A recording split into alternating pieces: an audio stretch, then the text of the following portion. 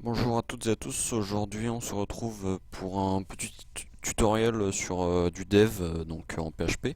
Plus précisément on va voir actuellement les fonctions pour pouvoir travailler orienté objet niveau PHP. Donc alors déjà ce qu'il faut savoir en fait en PHP c'est que moi je le dis comme ça, enfin il y a deux types de codage pour coder le PHP. Il y a coder le PHP, vraiment mettre les lignes dans l'ordre qu'elles viennent, et après travailler orienté objet. Par exemple, quand on veut créer un site web, on veut calculer le nombre de connectés qu'on a sur notre site. Donc on va calculer le nombre d'utilisateurs entrants et enfin entrants sur chaque page. Bien évidemment, comme la logique doit suivre un minimum, on va devoir entre guillemets copier-coller un petit morceau, à chaque fois le même code à mettre sur chaque page. Donc bon, c'est un petit peu débile de le faire comme ça, en sachant que si vous découvrez les fonctions, vous préférerez, je pense, travailler avec ça. Je les ai découvertes, PHP, je l'ai découvert avec les fonctions de base. J'ai toujours codé comme ça. Une méthode de développement et ça permet de raccourcir son code. Bref, donc tout de suite, on va voir les fonctions en PHP. Alors, tout d'abord, il faut savoir comment formuler et définir une fonction en PHP. Donc simplement, une fonction PHP s'appelle comme ceci. Donc on tape function avec le magnifique accent anglais, et ici on peut y mettre une variable. Donc ça va être le nom de notre fonction. Par exemple, on va l'appeler. Je vais par exemple faire dans cette fonction une addition. Donc addition. On ouvre et on ferme les parenthèses, et là on ouvre et on ferme les accolades. Voilà. Donc voilà, notre fonction est créée entre guillemets, même si elle n'est pas pour le moment exécutée. Je vous montre un petit peu après comment l'exécuter. Donc par exemple, dans une fonction, là actuellement on a donné, je vais agrandir, dans notre fonction, donc une fonction simple, on a donné le nom, donc addition, parce qu'on va faire une addition dans notre fonction. Donc l'addition, par exemple, on va additionner la variable a plus b, ce qui va nous donner c.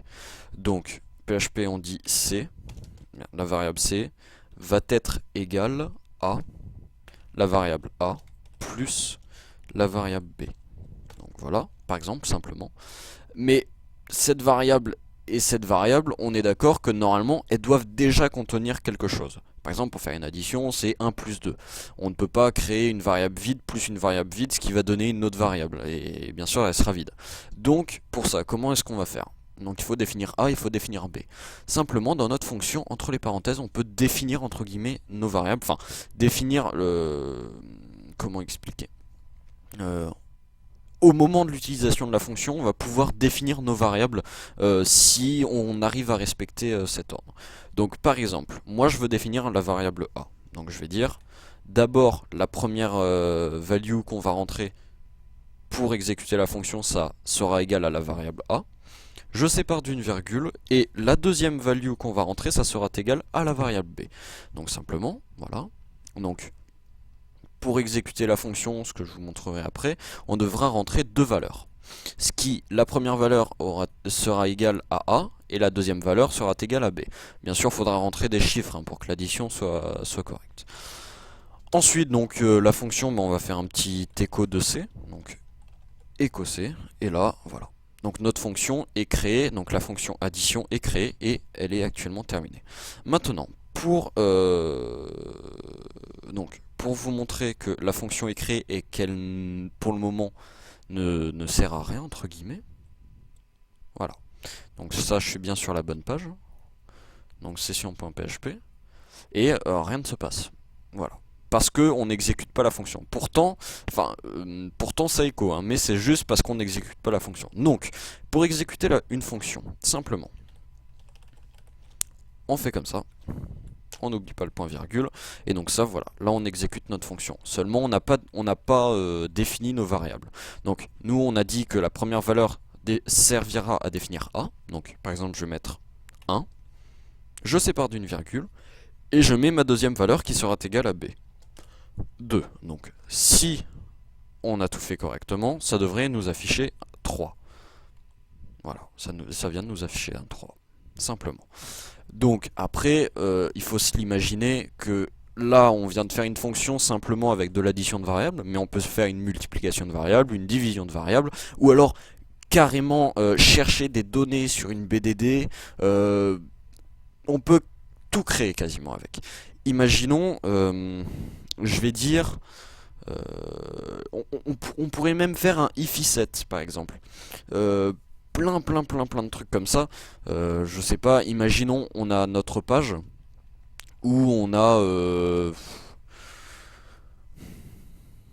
enfin je sais pas, on a deux variables qui sont égales à 10 et à 10. Et notre fonction, donc voilà, je vais supprimer ça.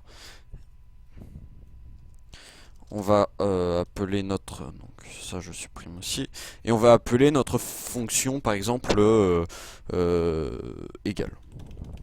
Et donc cette fonction va nous servir à savoir si deux valeurs sont égales. C'est quelque chose de tout bête, hein, mais c'est uniquement pour vous montrer que dans une fonction, on peut vraiment tout faire. On peut mettre des if, on peut insérer dans une BDD, on peut sortir d'une BDD, on peut update, on peut delete, on peut tout faire. Enfin, il y a quand même quelques limites, après c'est à vous de les découvrir par vous-même. Enfin, le choix est tellement large que je ne vais pas vous faire toute une liste. Bref, donc on veut vérifier si deux valeurs sont égales. Imaginons, donc voilà. Entre l'ouverture PHP et la fermeture PHP, imaginons que c'est notre page où on définit notre fonction. Et entre cette variable entre l'ouverture de PHP et la fermeture de ce PHP, on va dire que c'est une autre page, et notre page où on va faire intervenir la fonction justement. Et donc on va la faire intervenir, mais imaginons, peu importe le contexte, on a deux variables. On a la variable 1 par exemple, qui est égale à 10, imaginons, et la variable 2, qui est égale à 15 par exemple. Donc simplement dans notre fonction on va mettre on veut savoir si, donc première variable, non, si il y a égalité entre deux variables. Donc pareil, on va définir une première variable, hein, peu importe le nom, avec une deuxième variable. Donc ça, la première valeur sera égale à la variable A, et la deuxième valeur qu'on rentrera sera égale à la valeur B. Donc pareil, je répète, quand je parle de valeur, ça sera au moment de l'appel de la fonction. Donc simplement, pour savoir si c'est égal, if simplement A est strictement égal à B. Voilà. Et si la condition est respectée, on exécute ça. Sinon, simplement, else, on exécute ça. Et donc là, par exemple, on va pouvoir mettre echo les deux variables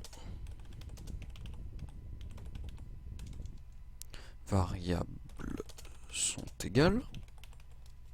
Et dans le cas contraire, donc else, si elles ne sont pas égales, on va pouvoir mettre les deux variables ne sont pas égales. Voilà, simplement. Donc si A est strictement égal à B, on écho ça, sinon on écho ça. Bon, simplement, les else if, normalement, vous devez connaître. Bref, donc imaginons, on a toujours nos deux variables. Donc maintenant, je vais appeler ma fonction. Et je veux vérifier avec ma fonction si cette variable est égale à celle-là. Donc simplement, j'appelle ma fonction. Tac. Donc ma fonction est appelée. On nous demande de renseigner deux valeurs. Donc on n'est pas obligé de mettre des valeurs en string ou en chiffre. Enfin, on peut les remplacer par des variables. Donc par exemple, moi j'ai deux variables. Donc je vais rentrer variable 1, je sépare d'une virgule, et variable 2, simplement. Et donc là, normalement, ça devrait m'afficher soit ça, soit ça. Donc j'enregistre. Voilà, les deux variables ne sont pas égales. Ce qui est totalement normal puisque 10 n'est pas égal à 15. Par contre, si on met 10 et 10, les variables sont égales, simplement. Voilà. Donc ça, par exemple, c'est une possibilité qu'on peut faire avec les fonctions. Ça peut être énormément vaste. Oui, donc ensuite, ne soyez pas bloqué par le nombre de valeurs, hein. Ne pensez pas que c'est deux valeurs à rentrer maximum. On peut en rentrer autant qu'on veut. Par exemple, si on veut faire une addition de 10 chiffres et que à chaque fois on veut demander un renseignement sur chaque variable, on peut le faire. On peut mettre 10 variables. Après, c'est voilà quoi. C'est de votre outil de création. Donc ensuite, par exemple, autre petit truc super intéressant donc avec les fonctions. Imaginons donc là j'ai ma fonction qui s'exécute, mais je dis je ne veux pas echo. Je dis que la variable par exemple la variable echo par exemple est égale à les deux variables ne sont pas égales. Et simplement, donc je ne fais pas directement le echo là parce que je veux afficher ce bout de texte ailleurs sur ma page. Par exemple, imaginons si c'est vrai, je veux l'afficher en haut, si c'est faux, je veux l'afficher en bas. Imaginons. Non. Oui, bon, imaginons, je veux afficher les messages d'erreur sur un endroit précis de ma page. Donc, je définis ma variable, et si je fais interagir ma fonction comme ça, et que après je dis, bon, maintenant que j'ai fait interagir ma fonction, je peux récupérer la variable echo, et je peux donc l'afficher, par exemple, comme ça, et bah ça ne fonctionnera pas. Je vais vous montrer sous vos yeux, cela ne fonctionnera pas. Tac, voilà. Donc ça n'affiche strictement rien. Pourtant, cette variable est bien égale à ça. Et on fait intervenir la fonction juste avant. Simplement parce que donc il faut enlever la définition de variable et il faut remplacer ça par print. En gros, print... non, print, qu'est-ce que je mets? Il faut simplement return. Donc return en fait ça fait quoi? Ça retourne, ça n'affiche pas, ça retourne. Imaginons, je veux afficher donc ça, le résultat quelque part sur ma page. J'aurai simplement à prendre ma fonction et à faire tac, à l'écho directement ma fonction. À écho directement ma fonction. Et donc vu que c'est un return, ça ne va pas, si j'exécute la fonction là, ça ne va pas me l'afficher. Mais si je l'écho, ça va me l'afficher. Un print, faut le voir différemment. Un return, excusez-moi, pas un print, un return, ça crée une variable entre guillemets qui ne s'affiche pas, qu'on va pouvoir récupérer, par exemple. Et donc simplement, donc là on va pouvoir essayer. Tac, et voilà, les deux variables sont égales. Et vous voyez, ça me l'a écho à ce niveau-là. Pourtant, j'ai fait interagir la variable là et j'ai demandé à ce qu'on me le retourne. Seulement, return ne s'affiche pas sur la page. Il s'affiche uniquement dans le cas où on écho la fonction. Donc on peut écho une fonction ou alors simplement on peut donc return un résultat. Imaginons a plus b est égal à c et return c et que au moment où on fait interagir la fonction, c ne se met pas à l'écran, mais par contre est compté comme une variable. Imaginons après par la suite dans un autre calcul, on met C plus B, imaginons. Donc c'est vraiment, les fonctions en PHP, c'est vraiment, on peut faire des trucs infinis et c'est pas du tout, rien ne bloque notre imagination. Donc après c'est uniquement de votre création à créer ce que vous voulez. Donc voilà, je pense avoir expliqué en gros plan les fonctions PHP. Loin d'avoir tout expliqué, mais j'espère que ça a pu en aider quelques-uns à apprendre un petit peu et à commencer à travailler orienté objet, parce que travailler orienté objet c'est énormément, on va dire, rentable niveau place de code et niveau facilité, et ça évite largement les erreurs. Par exemple, si on copie-colle 10 fois le même code sur chaque page et que sur chaque page on est obligé de changer les variables, à un moment donné, on va peut-être oublier de changer une variable, ou on va peut-être doubler la variable, ou on va faire une erreur, mais qui est une erreur humaine, mais qui est totalement une erreur bête. Et je trouve que faire interagir une fonction simplement en demandant de renseigner des values au début, de 1, on a juste à rentrer deux variables, ou enfin le nombre de variables qu'on demande, enfin le nombre de valeurs qu'on demande, et les erreurs sont largement réduites. Enfin bref, j'espère en avoir aidé plus d'un, et puis ben, on se retrouve pour une autre vidéo. Allez, merci, salut.